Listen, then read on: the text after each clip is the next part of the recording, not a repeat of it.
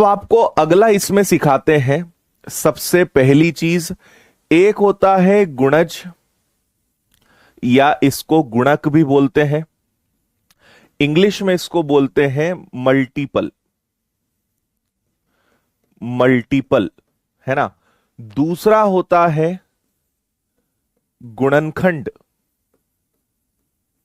ठीक है, जिसको इंग्लिश में बोलते हैं हम फैक्टर्स।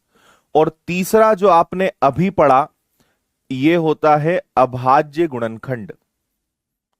अभाज्य गुणनखंड, इंग्लिश में इसको हम क्या बोलते हैं, प्राइम फैक्टर्स।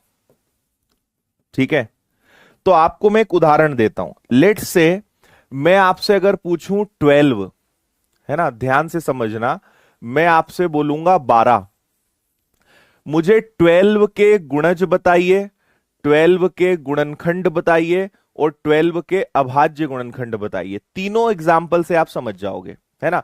एक है मल्टीपल, दूसरा है फैक्टर और तीसरा है प्राइम फैक्टर्स, है ना। तीनों बातें अच्छे से समझना कि यहां पे बात क्या है ना। मैंने बोला कि 12 के गुणज बताओ, 12 के मल्टीपल्स बताओ, 12 के गुणनखंड बताओ और 12 के अभाज्य गुणनखंड बताओ। तीनों बातें आप समझना। देखो, जब भी मल्टीपल या गुणज की बात होती है तो इसका मतलब होता है 12 एकम 12, 12 दूनी 24, 12 तिया 36, 12 चौक 48, 12 पंजे 60 और ये चलता जाएगा। मतलब उस संख्या का पहाड़ा लेना इज कॉल्ड गुणज, मल्टीपल, है ना। लेकिन 12 में कौन कौन सी संख्या का भाग जा सकता है उसे बोलते हैं गुणनखंड, है ना। मतलब जैसे मैंने कहा कि क्या 12 में 1 का भाग जा सकता है, हां।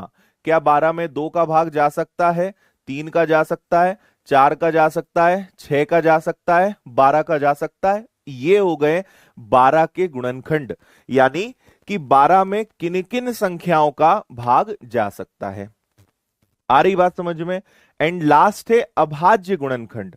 अभाज्य गुणनखंड का मतलब क्या हो गया, अभाज्य गुणनखंड का मतलब हो गया कि 12 के टुकड़े करेंगे, 2 दूनी 4 तिया 12, ये हो गए 12 के अभाज्य गुणनखंड। मतलब एक्चुअल में उसको तोड़ना।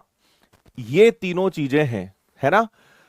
गुणज यानी उसका पहाड़ा, 12 एकम 12, 12 दूनी 24 एंड सो ऑन, चलते जाओगे। गुणनखंड मतलब कौन कौन सी संख्या का भाग उसके अंदर जा सकता है।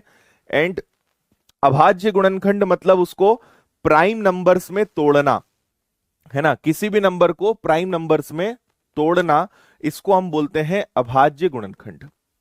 क्लियर है तीनों बातें। इसका बेसिक क्या है, ऐसा क्यों करते हैं सर, है ना। तो आपको बताते हैं ऐसा क्यों करते हैं। आपने देखा कि 200 के फैक्टर्स क्या निकले, 2 की पावर 3 इंटू 5 की पावर 2। बोलो हाँ या ना, है ना। अब 2 की पावर 3 को अगर आप देखने जाओगे तो बेसिकली 2 की पावर 3 जो है, पहले 2 की पावर 0 आया होगा, फिर 2 की पावर 1 आया होगा, फिर 2 की पावर 2 आया होगा, फिर 2 की पावर 3 आया होगा, है ना। इसी प्रकार 5 की पावर 2 है तो 5 की पावर 0, 5 की पावर 1, 5 की पावर 2। क्लियर है। अब 2 की पावर 0 का मतलब क्या होता है, 1, है ना। तो वो तो होगा, पहले 0 आएगा जो कि अपने आप में 1 होता है, फिर 2, 3, 4। ठीक है।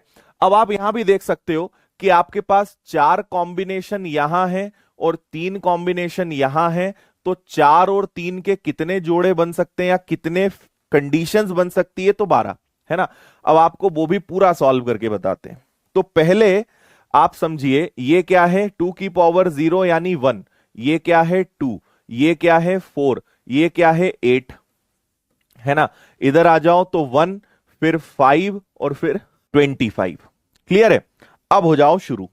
देखो, इस 1 का गुणा आप सब में करोगे, 1 इंटू 1 1, 1 इंटू 5 5, 1 इंटू 25 25।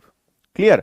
ऐसे ही 2, 2 into 1 2, 2 into 5 10, 2 into 25 50, 4, 4 into 1 4, 4 into 5 20, 4 into 25 100, 8, 8 into 1 8, 8 into 5 40, 8 into 25 200।